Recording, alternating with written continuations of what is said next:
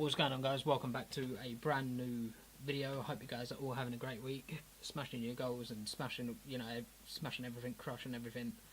Speaking of crushing it, I'd really appreciate it. Before we get into this video, if you could turn the notifications on, subscribe to the channel and hit the like button, that'd be great. Thank you.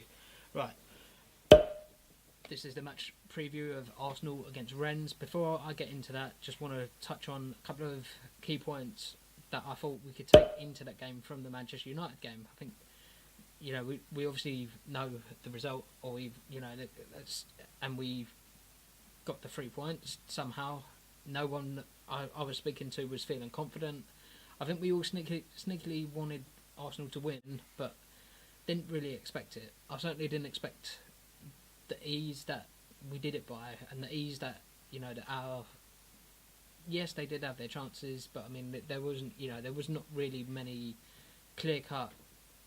They hit the post and hit the crossbar, but I mean, on a different day they go in, and on a different day we don't win it. But the key points to that, I think we won the game in midfield. We bossed it.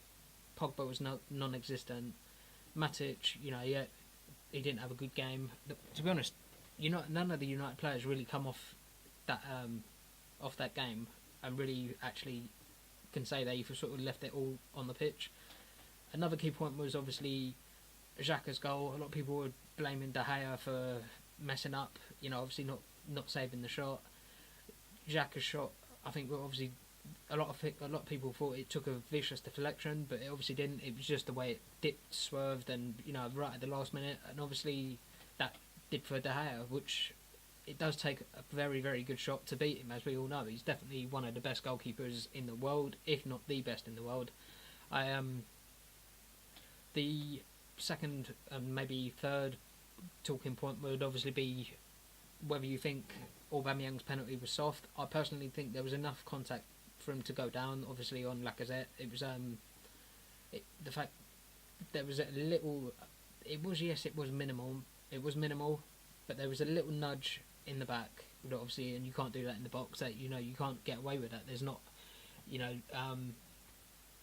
in modern football or in any type of football, you can't get away with that. I thought another key player was Mesut Ozil. I thought he was tracking back. A lot of people and a lot of fans I've spoken to recently have been on his back, scapegoating him unfairly. Also, just touching on the scapegoating Xhaka as well. I thought Xhaka had an absolutely phenomenal game.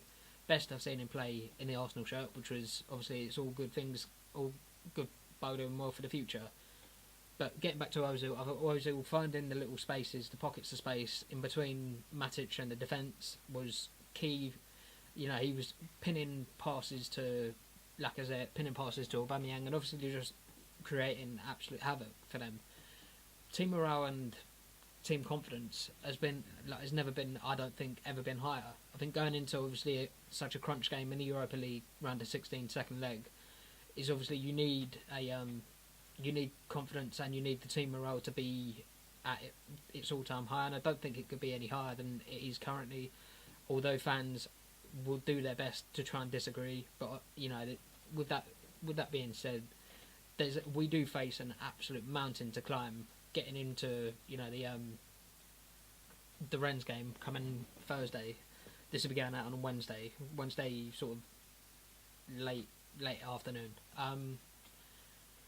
Getting into the Rennes game, we have an absolute mountain to climb. It's not doable. It's not impossible in no way, shape or form. We've got the players to do it. We've got we proved we can beat the big teams.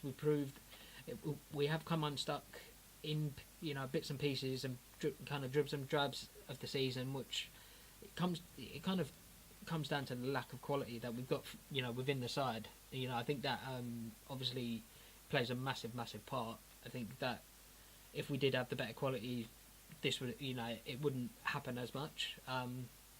Just a little touch on, I think, and a main talking point from Sunday that we can take forward, which I thought Unai Emery got his tactics absolutely spot on. I think the game before where he played Rennes away, he was kind of found out, and it made Arsenal look a little bit predictable.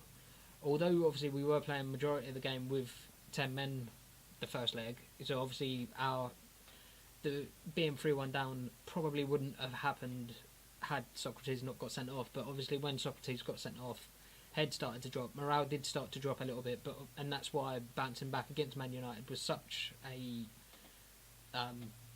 a positive and confidence building performance. So yeah, that, as I say, and also the game we're going into tomorrow, it's not insurmountable. We can do it.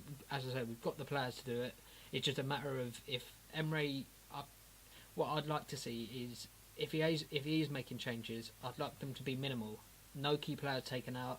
I'd like to see the LMAO, Lacazette, Mesut Ozil, and Aubameyang and Mkhitaryan play, because we haven't obviously seen them play that often this year. So it would be in a game such as that has a lot riding on it.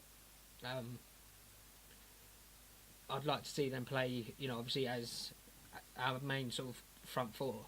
That I know it means dropping Ramsey to the bench, but I think giving Ramsey a rest after the Man United game, I think won't be a bad thing.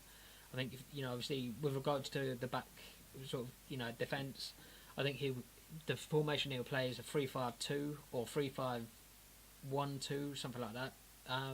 But with it'd be interesting, because I hope he keeps installs the same mindset and the same morale going into the game, because obviously the players need to know, and they do know what has to be done, but they need to realise they've got to go and get it done, and that's what I think they are perfectly capable of doing.